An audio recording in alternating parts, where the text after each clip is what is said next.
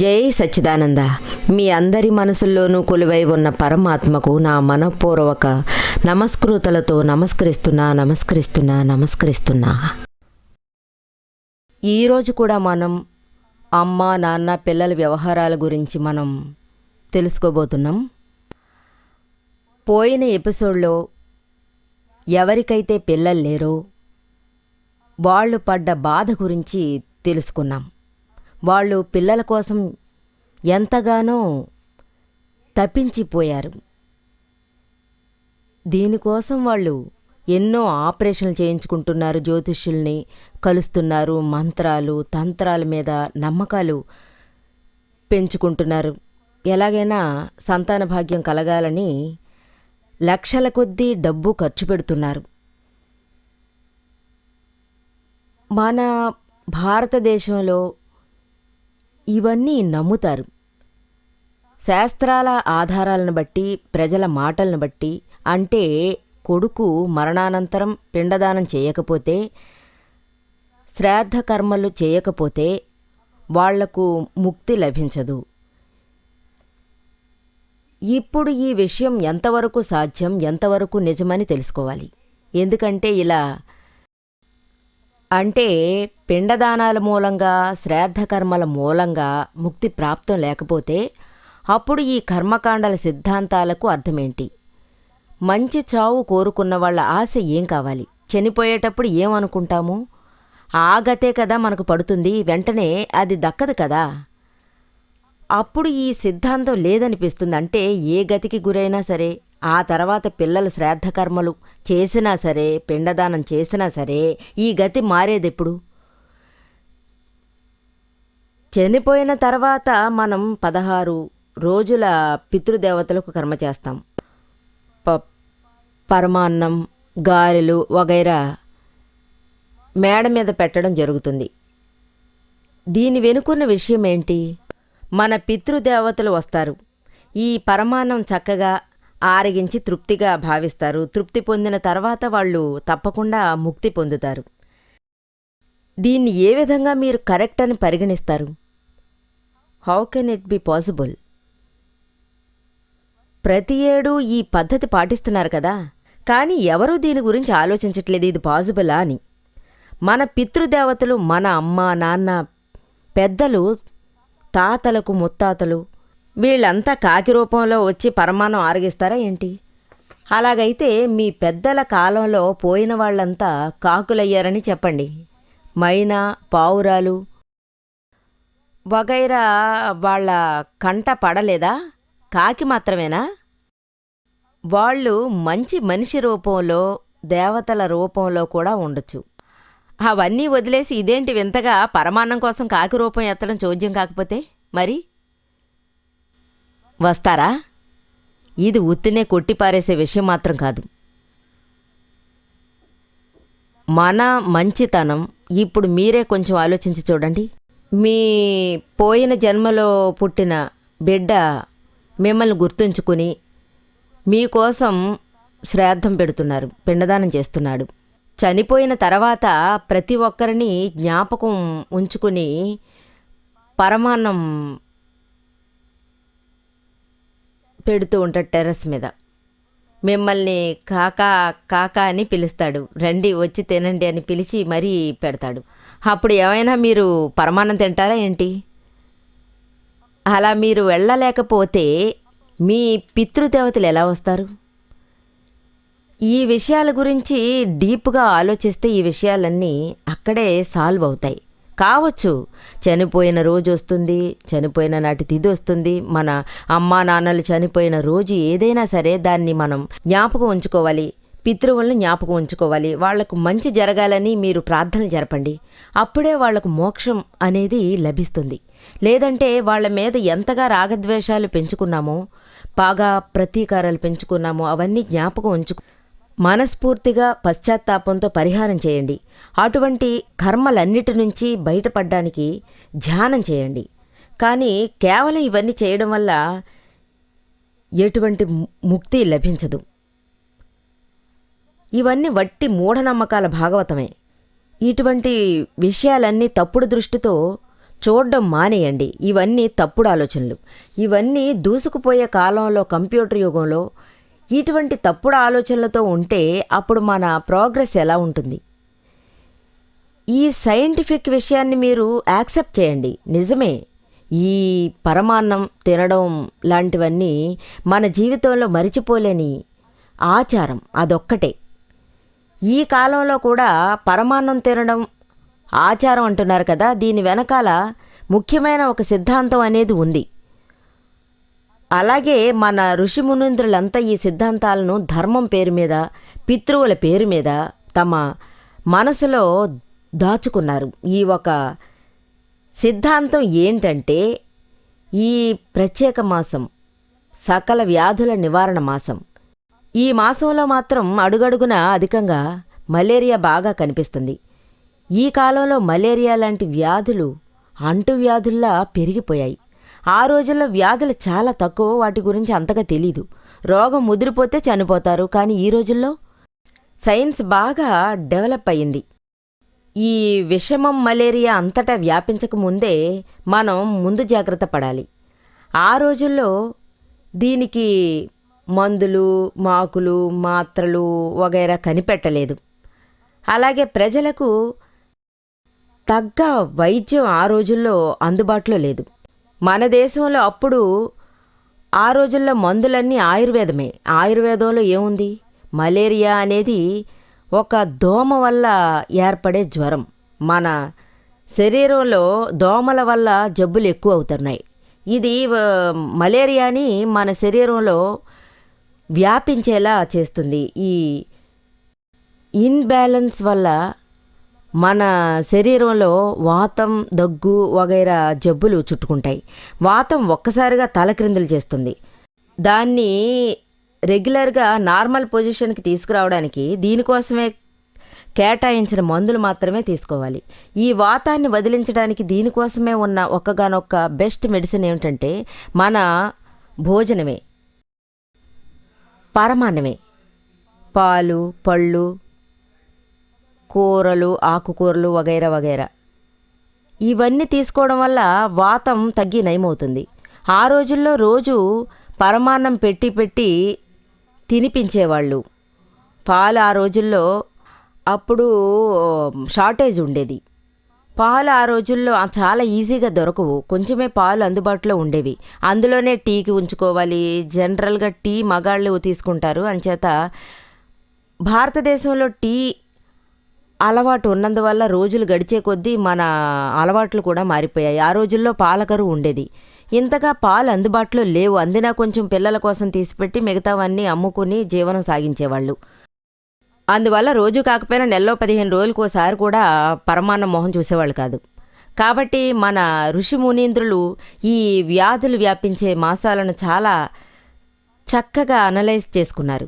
అంటే 15-16 రోజులకోసారి పరమాన్నం చేసుకుని వాళ్ళు తినేవాళ్ళు. అది ఫాదరో, గ్రాండ్ ఫాదరో చనిపోయిన రోజు రాగానే వాళ్లకు ఆ గతించిన నాటి తిథినాడు, ముఖ్యంగా ఆ తిథినాడు మనం చక్కగా పరమాన్నం చేసుకుంటాం. పరమాన్నం చేసి అది మన అందరికీ ఇంకా దగ్గరైన వాళ్ళకి పంచిపెడతాం.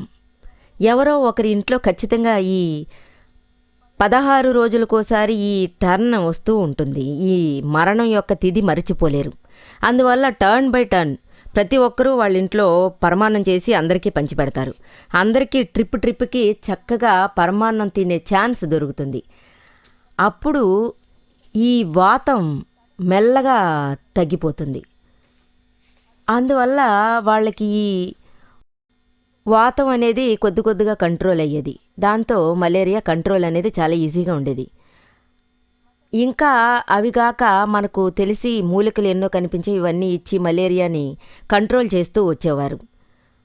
ఈ రోజుల్లో మలేరియా కంట్రోల్ అనేది తలపోటుగా మారిపోయింది. దీని వెనకాల ఈ శ్రాద్ధ కర్మలు అనేవి గొప్ప రహస్యాలుగా మారిపోయాయి. మిగతావన్నీ అంటే అందరికీ తెలిసిన విషయాలే. చనిపోయిన వాళ్ళు మళ్ళీ బతకడం అంటూ జరగదు. మనం ఎన్నో లెటర్లు రాసి మనకు బదులు అనేది రాకపోతే మనమే అర్థం చేసుకోవాలి. నిజంగా ఈ పితృదేవతలకు చేసే పరమాన్నం వాళ్లకు ఖచ్చితంగా అందుతుందని విశ్వసిద్దాం. ఎవరి నుంచైనా లెటర్లు వచ్చాయా చనిపోయాక? ఏదీ రాలేదు. ఇదంతా ఒక నమ్మకమే. వ్యవహారం ముదిరితే అందరికీ దుఃఖం కలుగుతుంది. అందువల్ల మీరు చేయొచ్చు, కానీ మనసులో ఒకటి మాత్రం దాచుకోండి. ఇవన్నీ కేవలం నమ్మకాలు మాత్రమే, వాస్తవాలు కావు. వాస్తవాలు ఎక్కడో దూరమైపోయాయి. మరణానంతరం వెంటనే మనకు ఇంకో శరీరం లభిస్తుంది. అక్కడి నుంచి కొత్త జీవితం ప్రారంభమవుతుంది. పోయిన జన్మ యొక్క కనెక్షన్ అంటూ ఏమీ లేదు. మీరు ఎన్ని ఆడంబరాలైనా చేయండి, ఎన్నిసార్లైనా పిలవండి, ఒకసారి పోతే పోయినట్టే. ఆ తర్వాత ఏ కనెక్షను ఉండదు. ఇదే వాస్తవమని చెప్తాను. ఇటువంటి మూఢనమ్మకాల కారణంగానే మన భారతదేశంలో కొడుకులు పుట్టకపోతే తలకొరివి ఎవరు పెడతారు అంటే, ఈ ఆచారం లేకపోతే ముక్తి ఎలా పొందగలరు? ముక్తి పొందాలంటే నిజంగా కొడుకులు పుట్టాలి కదా. ఆడపిల్లలు మాత్రం పుడితే చాలా కష్టం. అందువల్ల మగపిల్లాడు చాలా అవసరం. అలాగే ఎవరికి కొడుకు లేడో పిల్లలు లేరో అప్పుడు ఆ తల్లిదండ్రులు ఈ సమాజంలో చాలా అవమానాలకు గురి కావడం ఖాయం. ఈ గుడ్డి నమ్మకాల నుంచి బయటపడండి. ఈ మూఢనమ్మకాల నుంచి బయటపడండి. కొడుకో కూతురో ఎవరైనా సరే ఓకే, మనకు అందరూ ఒకటే కదా, సమానమే కదా. అది మాత్రమే కాదు, మరణం తర్వాత ఏమైపోతాం? ఎవరొచ్చి మనల్ని కలుసుకుంటారు? మనం బతికుండగా ఎంత దానం చేయగలమో అంత చేస్తే మంచిది. ఎంతమందికి వీలైతే అంత అన్నదానం చేయండి. మరణం తర్వాత బాధపడి ఏం లాభమూ లేదు. ఇదే నియమం. ఎవరు దానం చేస్తారో వాళ్ళకే పుణ్యం దక్కుతుంది. కర్మకాండల సిద్ధాంతం ఏంటంటే, ఎవరు దానం చేయరో వాళ్లకు కష్టాలు తప్పవు. చేసిన వాళ్ళకి ఖచ్చితంగా ఫలితం దక్కుతుంది. అది నిజంగా సాధ్యం. కొడుకు తింటే తండ్రి కడుపు నిండదు కదా. ఇది ఎక్కడైనా జరుగుతుందా? ఈ కర్మ యొక్క సిద్ధాంతం ఏంటంటే, ఎవరు పుణ్యం చేసుకుంటారో, కొడుకు పుణ్యం చేసుకున్నాడంటే దానం చేసుంటాడు లేదా ఇంకేదైనా చేసుంటాడు, అప్పుడు పుణ్యం కొడుకు దక్కుతుంది. అది ఎందుకు ఇలా పెట్టారు? కొడుకు తన తండ్రికి వెనకాల చేశాడంటే, అతని తండ్రి ఇలాగే చేస్తే ఆ తర్వాత ఈ అబ్బాయికి తండ్రి ఇలాగే వెనక చేస్తే, ఇలాగే చేసి ఆ అబ్బాయి ఏదైనా దాన ధర్మాలు చేస్తాడు లేదా పుణ్యం సంపాదిస్తాడు. ఎందుకంటే తండ్రి ఆస్తులన్నీ కొడుకు నొక్కేస్తాడు. దాంతో ఆ దాన ధర్మాలు అంటూ ఎవరు చేయరు. ఇటువంటి ఆచారాలు ఎందుకు పాటిస్తారంటే, మన చేతులారా పేదలకు గాని పెద్దలకు గాని దాన ధర్మాలు చేయడం కోసమే. ఈ దృష్టితో అంటే, ఈ దానం అనే దృష్టితో చూస్తే అంతా కరెక్టే. కానీ మరణం తర్వాత కొడుకు ఏం చేసినా అది నిజంగా తండ్రి దాకా చేరుకోదు. అతని దృష్టిలో ఏ తేడా కనిపించదు. ఎందరో తల్లిదండ్రులు నన్ను కలుసుకోవడానికి వస్తారు. ఏమంటారంటే, నన్ను ప్రశ్నిస్తారు. మాకు వారం రోజులు అంటే 7 రోజుల క్రితమే పిల్లలు పుట్టారని యంగ్ కపుల్స్ చెప్పారు. వాళ్లకు ఆ ఒక్కగానొక్క బిడ్డ మాత్రమే, ఆడపిల్ల.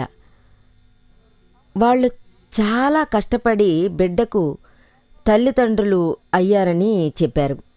వాళ్లకొక ఆడపిల్ల పుట్టింది. బిడ్డ పుట్టిన దగ్గర నుంచి చాలా డిఫెక్టివ్గా ఫీల్ అయ్యారు. తనకొక పొడవాటి స్పైనల్ కార్డ్ ఓపెన్ అయింది. తను పుట్టిన దగ్గర నుంచి మరణంతో పోరాటం జరిపింది. ఇప్పుడు కూడా ఆ పోరాటం కొనసాగుతూనే ఉంది. 15 రోజులైంది. తను ఉంటుందో పోతుందో తెలియడం లేదు. ఇటువంటి పరిస్థితి రాకూడదు. తల్లిదండ్రులు దుఃఖంలో మునిగిపోయారు. అందువల్ల వాళ్ళు నన్ను కలుసుకున్నారు. వచ్చి అడిగారు, రహస్యం ఏంటో చెప్పండి అని. ఇది తన కర్మ కొద్దీ జరుగుతుంది. గర్భంలో గాని గతంలో గాని ఏదో పాపం చేసే ఉంటుంది. లేదంటే ఇలా ఎందుకు పుడుతుంది? ఇది పోయిన జన్మలోని పాపమే.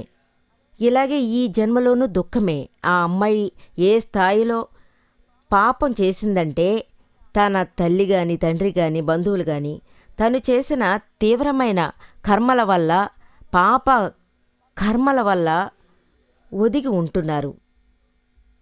ఓదార్చడం లేదు. అంత ఇదిగా ఇంటెన్సిటీతో అనుభవించాల్సి వస్తోంది. ఎవరెవరు ఏ రకంగా చేస్తున్నారో ఆయా రకాలుగా అనుభవంలో చూస్తున్నారు. తల్లిదండ్రులే ఎక్కువగా అనుభవిస్తున్నారు. వాళ్లే తనను దగ్గరుండి ఎంకరేజ్ చేస్తున్నారు పాపకర్మలు చేయడంలో. ఫర్ ఎగ్జాంపుల్, తను దోపిడీలు చేయట్లేదు, అవతలవాడు సరే ఏం కాదురా అని ఓదార్చడం లేదు. నేను రోజు ఇదే చేస్తున్నాను, నువ్వు చెయ్యి, నేను చూసుకుంటాను. ఈ విధంగా చెప్పేవాళ్లే అనుభవించాల్సి వస్తోంది. బాగా తిట్టడము జరుగుతుంది. దాంతో దోపిడీలకు పాల్పడుతున్నారు. ముఖ్యంగా ఇతను మూలకారణ కర్తగా నిలిచాడు. అందరూ ఈ పాపకర్మల్లో ఇన్వాల్వ్ అవుతున్నారు. దానికి తగిన ఫలితం ఖచ్చితంగా ఎదుర్కోక తప్పదు కదా. ఎంతగా పర్సనల్గా అది చేస్తామో అంతకంత కర్మ అనుభవించాల్సి వస్తోంది. సపోజ్ మీ కన్నబిడ్డలు ఇలాంటివి చేస్తే మీరు మౌనంగా ఉండకూడదు. ఇప్పుడు ఆ ఫలితం ఈ జన్మలోనే అనుభవించక తప్పడం లేదు, లేదంటే వేరే దారి లేదు. వారికి మరణం ఏర్పడే వరకు మీకు నిజంగా ఈ సఫరింగ్ కంటిన్యూ అవుతుంది. ఇలా మీరు ప్రశాంతమైన మనసుతోటి ఆ ఆత్మకు ప్రార్థనలు జరపండి. మీరు ఎన్ని పాపకర్మలు ఎదుర్కొన్నారో, చేశారో, చేయించారో, లేదా మూల కారణంగా నిలిచారో దానికోసం నిజాయితీగా క్షమాపణ కోరండి, ప్రార్థనలు చేయండి. మీకు పుట్టిన బిడ్డ ఏ కర్మ చేసిందో తనకు ఆత్మ అర్పణ చేసుకోండి. తనకు మంచి గతి కలగాలి, తను చేసిన పాపం దీంతో ప్రక్షాళనవని. అంతకంటే మనం ఏమీ చేయలేము. ఇది పోయిన జన్మలోని లెక్క. మన తల్లిదండ్రులు ఈ పిల్లల కోసం ఇచ్చుకోవడం, పుచ్చుకోవడం లాంటి రుణం తీర్చుకోవాలి. ఇచ్చుకోవాల్సినవి ఇచ్చుకోవాలి, లేదా పుచ్చుకోవాల్సింది ఉంది. మరణం కలగకూడదని మనం డాక్టర్స్కి ఎంతో డబ్బు తగలేస్తూ ఉంటాం. ఇది ఖచ్చితంగా పెట్టాల్సిన ఖర్చే కదా, మనం తెచ్చుకున్నదే కదా. వాళ్ళు మన చేత ఖర్చు పెట్టిస్తున్నారు, ఆఖరికి చనిపోవడం జరుగుతుంది. ఇవన్నీ నిజంగా సంభవించే విషయాలు. ఈ విధంగా పోయిన జన్మలో వాళ్లతో ఎంతగా అటాచ్డ్గా ఉన్నారో ఈ జన్మలో కూడా అంతకంత అటాచ్డ్గా ఉంటారు. అదంతా అనుభవించాల్సి ఉంటుంది. అందువల్ల మీరు నిజమైన సైంటిఫిక్ జ్ఞానాన్ని సంపాదించండి. ఒక బిడ్డ తన తల్లి, తండ్రి అంటూ ఒకే కుటుంబమై వెలసినట్టు ఒకే ఇంట్లో మనందరం ఉమ్మడిగా ఉన్న ఆ తర్వాత మనం విడిపోతాం. దీని వెనకాల ఉన్న ఆ రహస్యం మహిమ ఏంటి? ఇదొక పెద్ద రహస్యమే. కలుసుకుంటాం, విడిపోతాం, మళ్ళీ కలుసుకుంటాం, మళ్ళీ విడిపోతాం. దీనికంటూ వేరే ప్రత్యేకమైన అర్థమో విషయమో ఏమీ లేదు. ఇందులో మనం ఎవరిని ఏమీ అనడానికి లేదు. అందరూ వస్తారు, పోతారు. ఒకరు మాత్రం పరమ పవిత్ర దాదాజీగా జ్ఞానులయ్యారు. ఈయన నుంచే 1968లో 2 గంటల్లో జ్ఞానదీక్ష పొందాను. నేను ఆయనకు సంబంధించిన ఒకే ఒక విషయం, అది మాత్రం తెలుసుకున్నాను 1968లో. ఆయన్ని కలిశాక నేను అదృష్టవంతురాలినయ్యాను అనుకుంటున్నాను. ఓహో అని ఒక వెలుగు వెలిగాను. ఆయన జీవితంలో జరిగిన ఒక అందమైన ప్రసంగం. ఆయనకి వివాహం 16 ఏళ్లలోనే జరిగిపోయింది.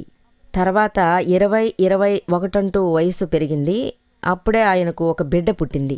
పుట్టిన వెంటనే ఆయన తన ఫ్రెండ్స్ అందరినీ హోటల్కి తీసుకెళ్ళి పెద్ద పార్టీ ఇప్పించారు.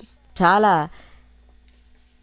హ్యాపీగా ఫీల్ అయ్యి వాళ్ళంతా ఆయనకు కంగ్రాట్స్ చెప్పారు. ఆ తర్వాత 2 ఏళ్ళాగి మళ్ళీ అందరినీ పిలిచి పెద్ద పార్టీ ఇచ్చారు. పార్టీ అవగానే అందరూ ఆయన్ని అడిగారు, ఎందుకు మీరు ఈ పార్టీ ఇస్తున్నారు అని. ఏం జరిగింది? ఏదో సంతోషకరమైన విషయం అని అందరూ భావించారు. అప్పుడే దాదాజీ అతనికి బదులు చెప్పాడు, మా ఇంటికొచ్చిన అతిథి వెళ్ళిపోయింది. ఆయన తన బిడ్డను అతిథి అన్నారు, అతిథిలా చూసుకున్నారు. ఆ తర్వాత 1 సంవత్సరం ఆగి రెండోసారి పార్టీ ఇచ్చారు ఆయన ఫ్రెండ్స్ అందరికీ. ఫ్రెండ్స్ అందరూ పార్టీకి హాజరై సంతోషాన్ని షేర్ చేసుకున్నారు. అతనికి ఒక బిడ్డ పుట్టినందుకు ఏకంగా వాళ్ళకి పార్టీ ఇవ్వడం జరిగింది. ఈరోజు కొడుకు పుట్టాడు, పార్టీ ఇస్తున్నాను. అమ్మాయి పుట్టినప్పుడు ఇవ్వలేదు. అమ్మాయి పుట్టినందుకు ఎవరూ హ్యాపీగా పార్టీ ఇవ్వడం లేదు. ఎందుకంటే ఆడపిల్లను కన్నందుకు కష్టపడే వాళ్ళ సంఖ్య ఎక్కువ. ఈ విధంగా ఈయనే చాలా గొప్పగా పార్టీ ఇచ్చారు. ఆ తర్వాత ఒక 6 మాసాలు గడిచి మరో హోటల్లో ఫ్రెండ్స్ అందరికీ పార్టీ ఇచ్చారు. అందరూ అడిగారు ఎందుకు ఈ పార్టీ అని. దాదాజీ అప్పుడు దానికి తగ్గ సమాధానం చెప్పారు. ఆ అతిథులు వస్తారో లేదో. వాళ్ళు పోయి చేరుకున్నారు. 2 సార్లు చావు జ్ఞాపకాలతోనే గడిపారు. మనం ఇష్టపడే పిల్లలు ఎప్పుడూ మెలకువగానే ఉంటారు. గెస్టులెవరూ పర్మనెంట్గా ఉండట్లేదు. ఇలా పద్ధతిగా ఉంటే మన బిడ్డ మన నుంచి దూరమైపోతున్నట్టు అనిపించదు. జీవితంలో మనకు ఎవరు ఎదురుపడినా వాళ్ళు తప్పకుండా వెళ్ళిపోయే వాళ్లే కదా. ఈ రాకపోకలన్నీ మీ క్రెడిట్ డెబిట్లే, కొత్త పాత. ఇది జరుగుతూనే ఉంటుంది. ఇది ఆఖరిదాకా జరుగుతూనే ఉంటుంది. ఇలాగే ఇచ్చుకోవడం పుచ్చుకోవడం జరుగుతుంది. ఇది నిజమైన భావన మాత్రం కాదు. ఇచ్చుకోవడం పుచ్చుకోవడం అంతా రియల్ కాదు. ఇదంతా రియల్ అంటే మీరు కన్ను మూస్తే మీ పిల్లలు కన్నుమూస్తారు, లేదా కొడుకు చనిపోతే మంచాన పడి ఆయన కూడా చనిపోతారు. కానీ ఎవరైనా అలా చేస్తున్నారా? అందరూ ఎంత దాకా వస్తున్నారు?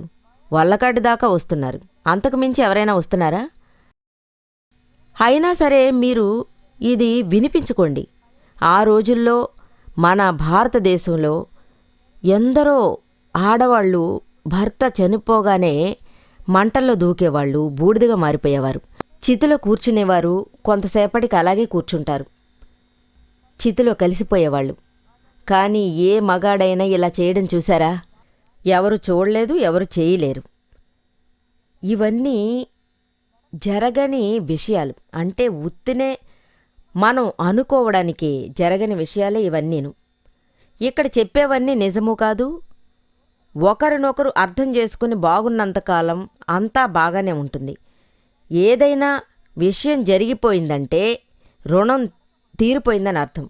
ఒకరికొకరు పోటీలు పడుతూ గెలుపు సాధిస్తున్నారు. ఎన్నెన్నో విషయాల్లో గెలుస్తున్నారు. ఈ విధంగా మనకు పర్మనెంట్ సొల్యూషన్ ఎక్కడ దొరుకుతుంది చెప్పండి? ఇది నమ్మడం ఎంత పిచ్చితనం. ఇదంతా తాత్కాలికమే. All these relatives are temporary adjustment and real is permanent. Real అనేది ఈ లోకంలో ఏది? దీన్ని ఎంచుకోవడం జరిగింది. దీనికి ప్రాప్తం ఉండాలి. దాన్నే మనం సొంత కన్న తల్లి అనుకోవాలి. మనమే రియల్, మిగతావన్నీ రిలేటివే, టెంపరవరీ. మన శరీరానికి మించి మన తల్లిదండ్రుల రక్తం ఈ విషయంలో పర్మనెంట్గా ప్రవహిస్తూ ఉంటుంది. ఇదే మనందరం గుర్తుంచుకోవలసిన తారక మంత్రం. ఎంత పెద్ద రోల్ అయినా నటించి వెళ్ళిపోండి.